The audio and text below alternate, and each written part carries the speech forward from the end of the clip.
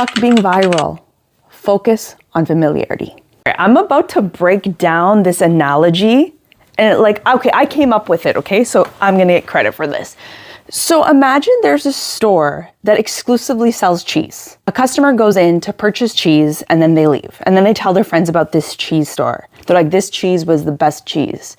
And then all of their friends come back to the store and suddenly it's a jam store. And the person that referred all of their friends is just standing there like, I'm so sorry, I don't know what happened. I swear to you, they sold cheese 2 days ago. 6 days later, one of the friends comes back to the store and they're like, I really want to try the cheese. Maybe the store changed back. They go and all of a sudden this store only sells bread.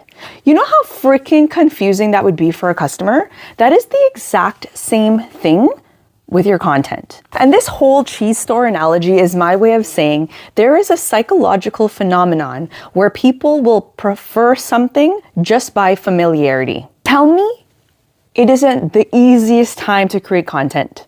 If you were to take a framework, select what you were talking about and repeat that, of course, with that being said, making sure it's connected to your actual business. But let's say you repeated that over and over and over again. Do not tell me your audience is not going to recognize you, prefer you over Joe Schmo, who's posting everything and anything under the sun, hopping on all of the different trends, but they stand for nothing, so they fall for everything.